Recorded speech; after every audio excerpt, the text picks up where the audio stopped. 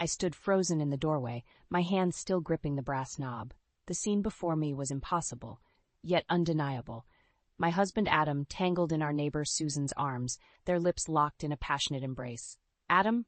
My voice cracked, barely above a whisper. They sprang apart, guilt etched across their faces. Adam's shirt was unbuttoned, Susan's hair disheveled. I felt sick. "Natalie," Adam stammered, his face flushed. It's not what it looks like." I let out a bitter laugh.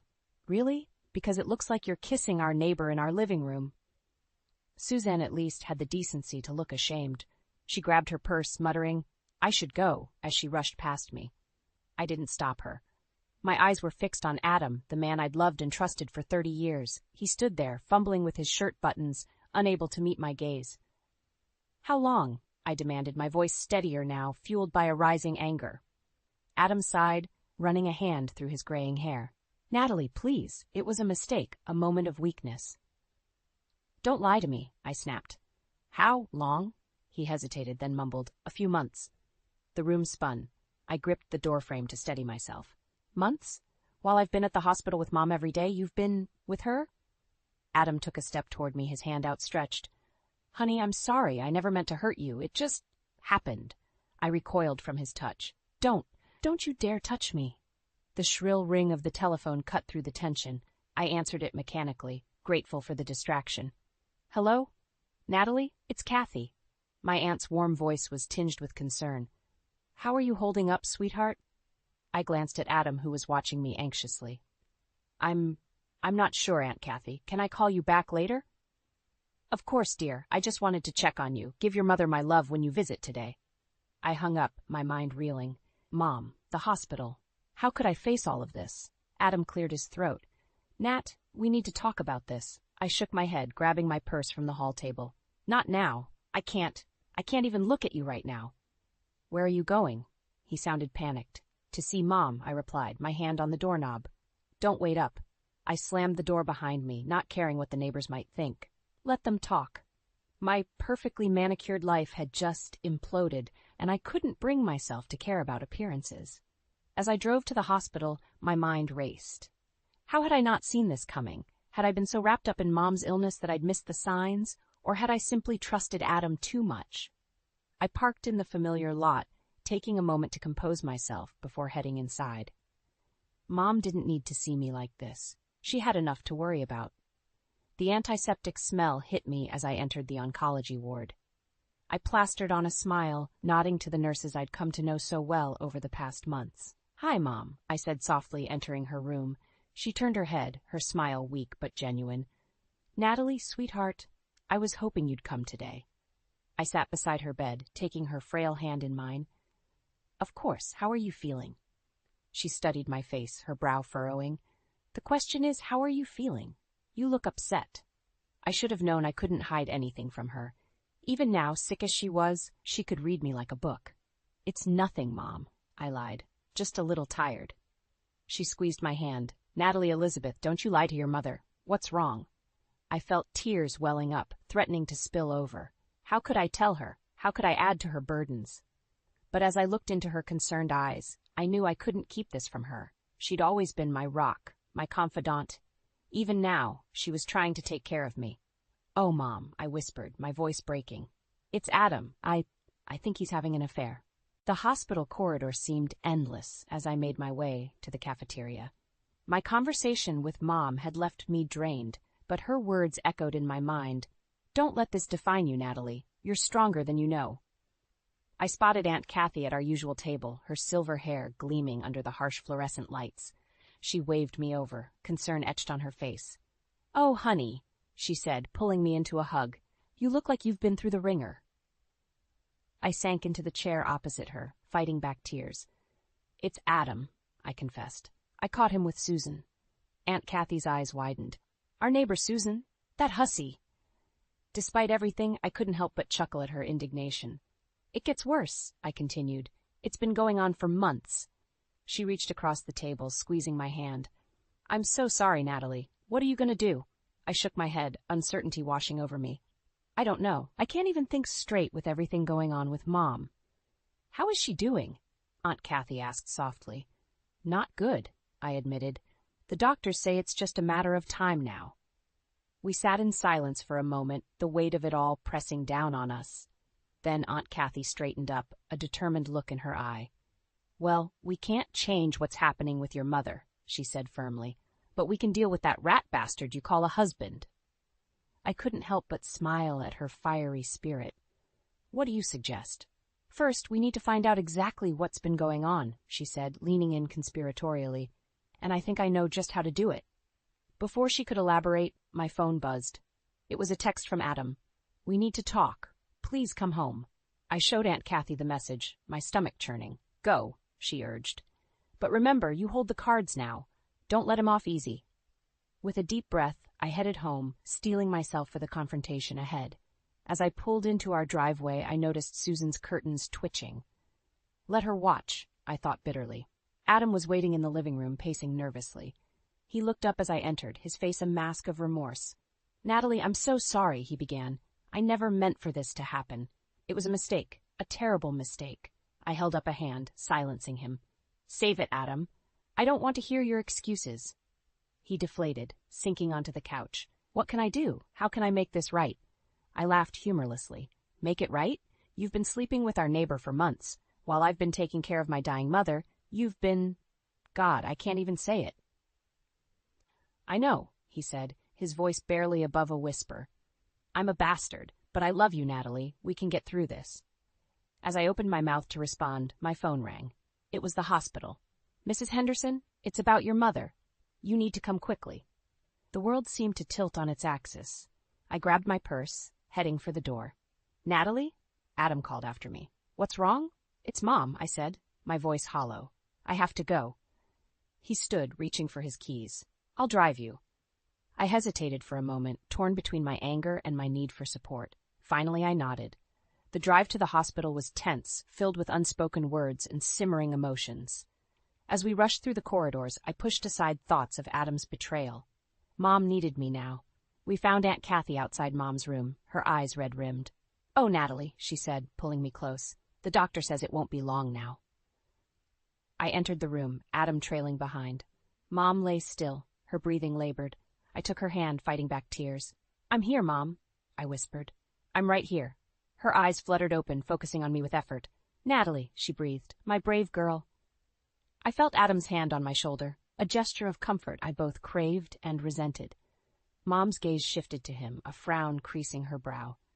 "Adam," she said, her voice surprisingly strong, "you take care of my daughter, you hear me? No more foolishness." Adam and I exchanged shocked glances. How did she know?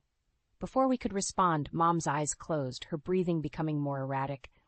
The monitor beside her bed began to beep urgently. As nurses rushed in, I felt my world crumbling around me. In that moment, caught between my dying mother and my unfaithful husband, I realized nothing would ever be the same again. The days following Mom's funeral passed in a blur. I moved through our house like a ghost, barely speaking to Adam.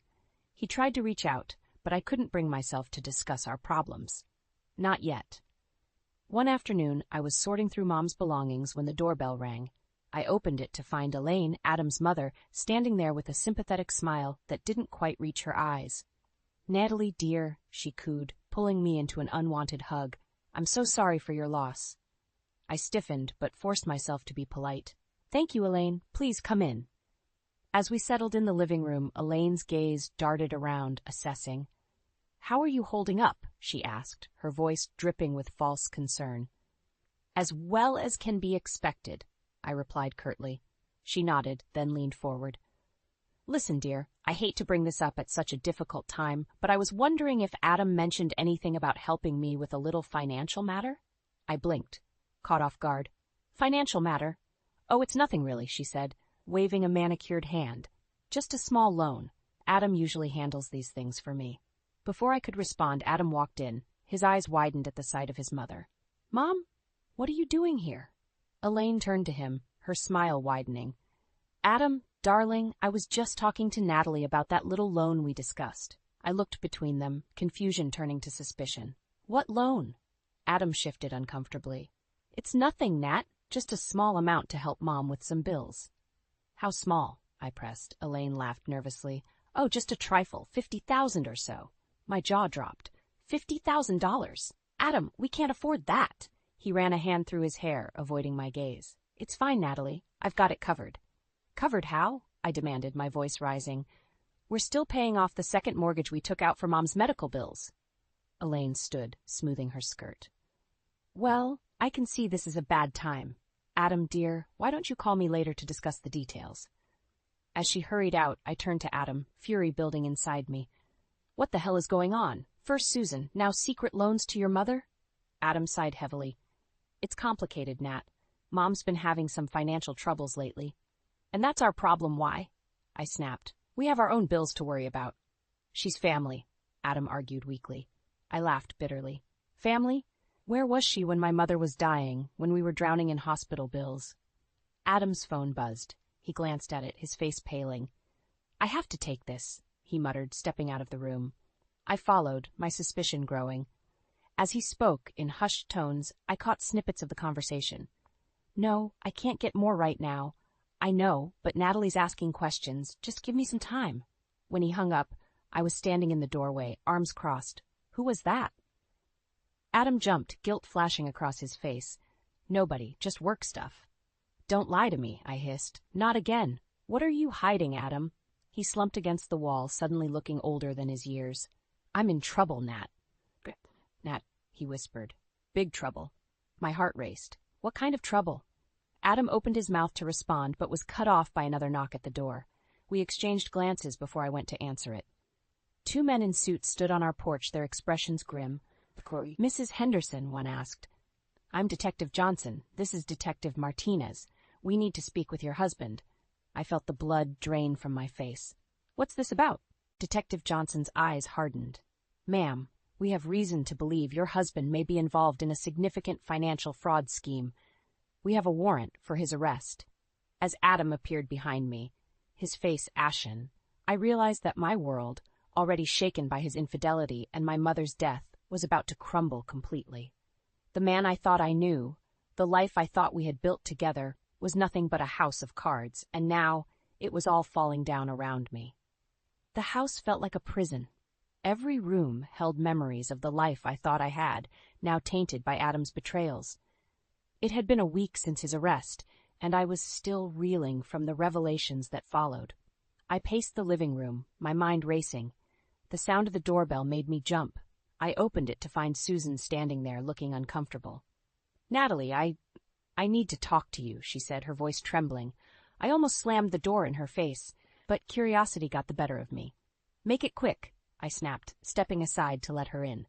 Suzanne perched on the edge of the sofa, wringing her hands. I'm so sorry about everything. I never meant for it to go this far. This far? I laughed bitterly.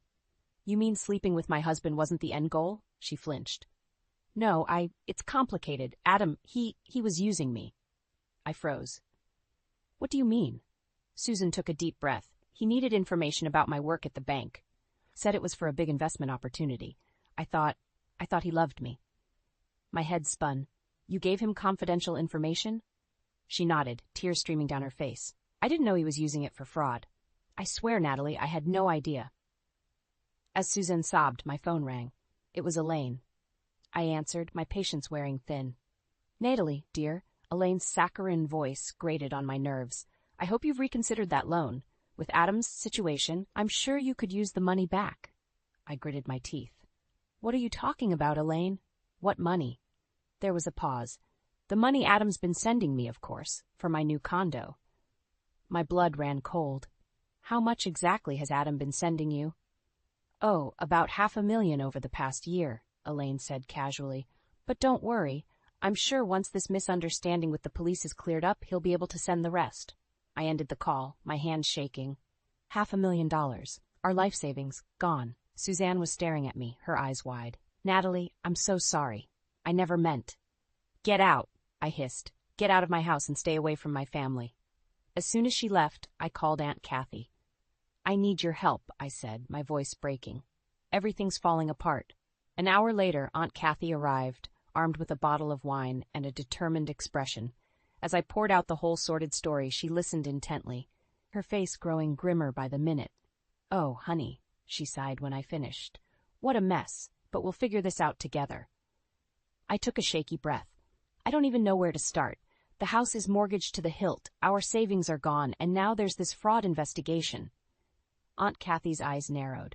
First things first, we need to protect you and your assets. Tomorrow, we're going to see my lawyer friend, Sarah. She specializes in cases like this. I nodded, feeling a glimmer of hope for the first time in days. As if on cue, my phone buzzed with a text from an unknown number. Mrs. Henderson, this is Detective Johnson. We need to speak with you regarding your husband's case. Please come to the station tomorrow at 10 a.m. I showed Aunt Kathy the message, panic rising in my chest. She squeezed my hand. I'm coming with you. You're not facing this alone. As we sat there, planning our next moves, I felt a strange mix of fear and determination. My world had been shattered, but I was still standing, and I'd be damned if I let Adam's mistakes drag me down with him. Aunt Kathy, I said, my voice steadier than I felt, I think it's time I learned exactly what's been going on. No more secrets, no more lies. I need to know everything, even if it hurts. She nodded, a fierce pride in her eyes. That's my girl.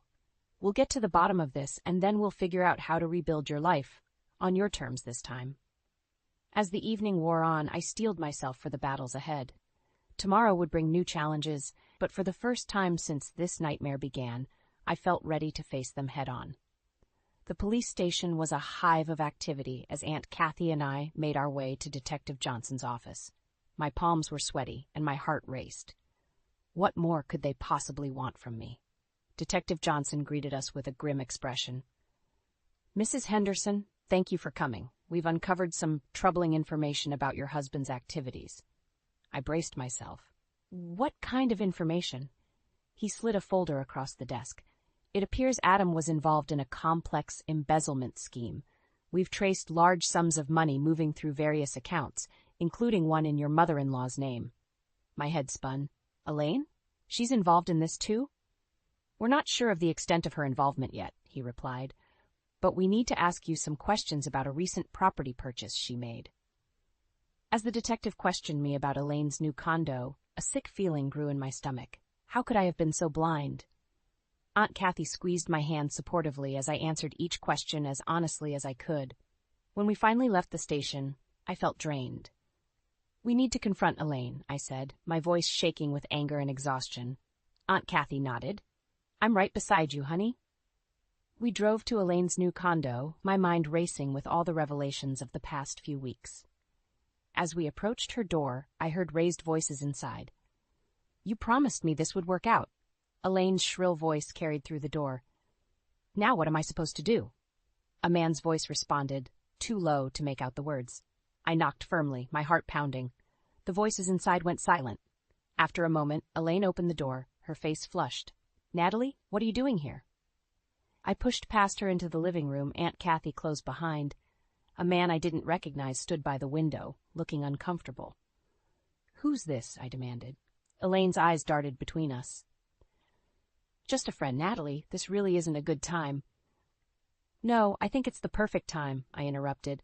The police just questioned me about this condo, Elaine. What's really going on here? The man by the window cleared his throat.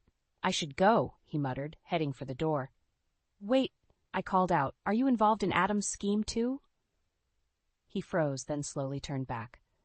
Look, lady, I don't know anything about any scheme. I'm just the real estate agent who sold this place to Mrs. Henderson. Elaine's face had gone pale. Natalie, please let me explain. But I was beyond listening. Explain what? How you and Adam stole my mother's inheritance? How you've been lying to me for months? Tears welled up in Elaine's eyes. It wasn't supposed to be like this. Adam said he had a foolproof investment plan. We were going to make so much money. The real estate agent took advantage of the commotion to slip out, leaving us alone with Elaine. Aunt Kathy stepped forward, her voice steel. How much did you know about Adam's illegal activities, Elaine? Elaine collapsed onto the sofa, sobbing. I didn't know it was illegal. I swear. Adam just said he needed my help to move some money around. He promised we'd all be rich. I felt sick. And my mother's inheritance? Was that part of the plan, too? Elaine nodded miserably. Adam said once your mother passed, we'd have even more to invest. I'm sorry, Natalie. I never meant for it to go this far. As I stood there, staring at my sobbing mother-in-law, a strange calm settled over me. In that moment, I realized I had a choice to make. I could let this betrayal consume me, or I could use it as fuel to rebuild my life on my own terms. I turned to Aunt Kathy, my voice steady. I want to see Mom's lawyer tomorrow. It's time I took control of my own future. Aunt Kathy nodded, a proud smile on her face. That's my girl. As we left Elaine's condo, I felt a weight lift from my shoulders. The road ahead would be difficult, but for the first time in weeks, I felt a glimmer of hope. Whatever came next, I would face it head-on, with the strength and resilience my mother had always seen in me. The day of Mom's will reading arrived, bringing with it a storm of emotions. As I sat in the lawyer's office, Aunt Kathy beside me, I couldn't shake the feeling that everything was about to change. Mr. Goldstein, Mom's attorney, cleared his throat. Before we begin, I want to express my condolences, Natalie. Your mother was a remarkable woman. I nodded, fighting back tears. Thank you. She really was. He opened a thick folder. Now, let's proceed with the reading of Elizabeth Henderson's last will and testament. As Mr. Goldstein read through the legal jargon, my mind wandered to all the recent upheavals in my life. Adam's betrayal, his arrest, Elaine's involvement in the fraud scheme. It felt like my whole world had been turned upside down. Suddenly, Mr. Goldstein's words snapped me back to attention. And to my daughter, Natalie, I leave the sum of $2 million, with the hope that she will use it to build a life filled with purpose and joy. $2 million. The amount stunned me. I knew Mom had some savings, but I never imagined it was this much. Before I could fully process this information, the office door burst open. Elaine stormed in, her face flushed with anger. I'm sorry I'm late, she announced, taking a seat. Traffic was terrible. Did I miss anything important? Mr. Goldstein frowned. Mrs. Henderson, this is a private reading. I'm afraid I must ask you to leave. Elaine waved her hand dismissively. Nonsense. I'm family, and I have a vested interest in this will. I turned to her, my shock turning to anger. What are you talking about, Elaine? This has nothing to do with you. She leaned forward, her eyes gleaming. Oh, but it does, dear. You see, Adam and I had an arrangement. That inheritance was meant to cover the loans he gave me for my condo. It's only fair, after all. The room fell silent. I could feel Aunt Kathy tensing beside me, ready to pounce. Elaine, I said, my voice surprisingly calm, I don't know what Adam promised you, but my mother's money is not yours to claim. She laughed, a harsh, bitter sound. Don't be naive, Natalie. You owe me, after everything Adam and I have done for you. Done for me? I interrupted, my voice rising. You mean lying to me? Stealing from me? Betraying my trust? Elaine's face hardened. Now listen here, you ungrateful little... That's enough. Mr. Goldstein's voice cut through the tension. Mrs. Henderson, if you don't leave immediately, I'll be forced to call security. Elaine stood, smoothing her skirt. Fine, but this isn't over, Natalie. You'll hear from my lawyers. As she stormed out, I felt a strange mix of anger and relief wash over me.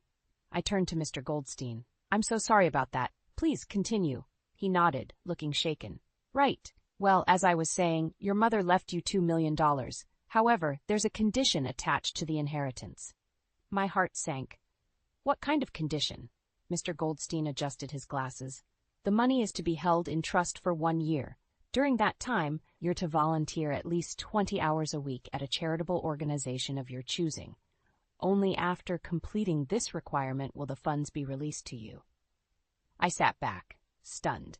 It was so like Mom to do something like this, to push me towards finding a purpose beyond my comfortable life. Aunt Kathy squeezed my hand. Your mother always knew what was best for you, Natalie. This is her final gift, a chance to rediscover yourself. As we left the office, my mind was reeling. $2 million, a year of volunteer work, Elaine's threats, it was overwhelming. But as we stepped out into the sunlight, I felt a strange sense of clarity. I knew what I had to do.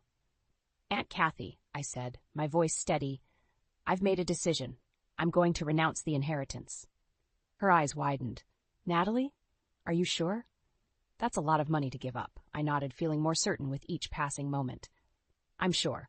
Mom wanted me to find purpose, and I will. But I want to do it on my own terms, not because of some condition in her will. As the words left my mouth, I felt a weight lift from my shoulders. For the first time in months, I felt truly in control of my life. Whatever challenges lay ahead, I was ready to face them head on. The morning after my decision to renounce the inheritance, I woke to a barrage of missed calls and angry text messages from Elaine. I knew I had to face her, but I needed to speak with Aunt Kathy first. I found her in her small apartment, surrounded by stacks of papers and folders. Her eyes lit up when she saw me. "Natalie, I've been thinking about your decision. Are you absolutely sure about this?" I nodded, feeling more certain than ever. "I am, Aunt Kathy, but I have an idea. I want you to take the inheritance." Her jaw dropped. "Me? But Natalie, that's your mother's money. It's meant for you." "Mom wanted me to find purpose," I explained, "and I will. But you've always dreamed of starting that charity organization. With this money, you can make it happen." Tears welled up in Aunt Kathy's eyes. "Oh, Natalie, I don't know what to say." Before she could respond further, my phone rang. It was Elaine. I took a deep breath and answered. "Natalie?" Elaine's voice was cold. "We need to talk. Now." 20 minutes later, I was standing in Elaine's living room, facing not only her but Adam as well. He'd been released on bail, looking haggard and defeated. "Sit down," Elaine commanded. I remained standing. "I'll get right to the point," she continued. "Your little stunt with the inheritance ends now. You're going to call that lawyer and tell him you've changed your mind." I felt a surge of anger. "That's not happening, Elaine. The money is going to Aunt Kathy, and that's final." Adam stepped forward, his eyes pleading. "Natalie, please, we need that money. My legal fees, the restitution, we'll lose everything if you don't help us." I stared at him, disbelief turning to fury. "You want me to use my dead mother's money to bail you out of your fraud charges? Are you insane?" Elaine's face turned red. "Now you listen here, you ungrateful little—" "No, you listen," I interrupted, my voice rising. "I'm done with your manipulation and lies, both of you. That money was my mother's legacy, and I've chosen to honor it by giving it to someone who will use it for good." Adam reached for my hand. I jerked away. "Nat, please. I know I've made mistakes, but I love you. We can fix this together." For a moment, I wavered. Then I remembered all the betrayals, all the lies. "No, Adam, we can't. It's over." Elaine lunged forward, grabbing my arm. "You can't do this to us. We're family." I wrenched free. "Family? You've got a funny way of showing it." As I turned to leave, Elaine shouted, "I'll contest the will. I'll tell everyone about Adam's affair, about your part in the fraud scheme." I spun around. "My part? I had nothing to do with your illegal activities." "Oh, really?" Elaine sneered. "And who do you think the police will believe when I tell them you knew all about it?" My heart raced. Was she really threatening to frame me? I looked at Adam, hoping to see some sign of the man I'd married. But he just stood there, silent and broken. In that moment, something inside me snapped. All the pain, all the anger I'd been holding back, came rushing to the surface. "Go ahead," I said, my voice low and dangerous. "Try it. Because I've got nothing left to lose, Elaine. You've taken everything from me, my trust, my marriage, my peace of mind. But I won't let you take my integrity or my mother's legacy." I stepped closer, meeting her shocked gaze. "So do your worst. But remember this, I'm not the weak, compliant daughter-in-law you thought you knew. I'm Elizabeth Henderson's daughter, and I'm done playing your games." With that, I walked out, slamming the door behind me. My hands were shaking, my heart pounding. But beneath the fear and anger, I felt something else stirring, a fierce determination I hadn't known I possessed. As I drove to Aunt Kathy's, my mind raced. Elaine's threats, Adam's betrayal, the looming legal battle, it all seemed overwhelming, but I knew I had to keep fighting. For my mother's memory, for Aunt Kathy's dreams, and for my own future. Whatever came next, I was ready to face it head-on. 6 months had passed since my confrontation with Elaine and Adam. I stood in front of the newly renovated community center, a sense of pride swelling in my chest. Aunt Kathy's dream had become a reality, and I'd been by her side every step of the way. As I unlocked the doors for another day of volunteering, my phone buzzed. It was Adam. I hesitated before answering. "Natalie," his voice was hesitant, "can we talk? In person?" I sighed. "I don't know if that's a good idea, Adam." "Please," he pleaded. "There's something you need to know." An hour later, I sat across from Adam in a small cafe. He looked better than the last time I'd seen him. Less haggard, more like the man I'd married. "I wanted to apologize," he began, "for everything, the affair, the fraud, not standing up to my mother. I've been in therapy, trying to understand why I did what I did." I nodded, unsure of what to say. He continued, "But that's not why I asked you here. Natalie, Elaine is coming to see you today. She's desperate." My heart raced. "What do you mean? She's lost everything, the condo, her savings. She's going to beg you for money, maybe even threaten you again." "I wanted you to be prepared." As if on cue, the cafe door opened and Elaine walked in. She looked older, defeated. When she saw us, she froze. "Well," she said, her voice brittle, "isn't this cozy?" I stood, steeling myself. "Elaine, we need to talk." She sat down heavily, her eyes darting between Adam and me. "I suppose you know why I'm here." I nodded. "You need money." "I have nothing left," she whispered, tears forming in her eyes. "I made so many mistakes. I didn't want to be alone." For a moment, I felt a flicker of sympathy. Then I remembered all the pain she'd caused. "Elaine," I said firmly, "I'm not giving you any money, but I am offering you a chance." She looked up, confused. "Aunt Kathy's charity needs volunteers. It's hard work, long hours, no pay, but it's a chance to do some good, to find purpose." Elaine's face hardened. "You expect me to work for free? After everything?" I stood my ground. "It's your choice, but it's the only offer you're getting from me." For a long moment, silence hung between us. Then, to my surprise, Elaine's shoulders sagged. I'll think about it," she murmured. As Elaine left, I turned to Adam. "Thank you for the warning. I appreciate it." He nodded, a sad smile on his face. "Natalie, I know I have no right to ask, but is there any chance for us?" I took a deep breath, feeling the weight of the past year. "Adam, I don't know. You hurt me deeply, but I'd be lying if I said I didn't still care about you." Hope flickered in his eyes. What if we started over? Not as husband and wife, but as friends. I could volunteer at the center too, if you'll have me." I considered his offer. Part of me wanted to refuse, to protect myself from further pain. But another part, the part that sounded like my mother's voice, urged me to take a chance. "Okay," I said finally.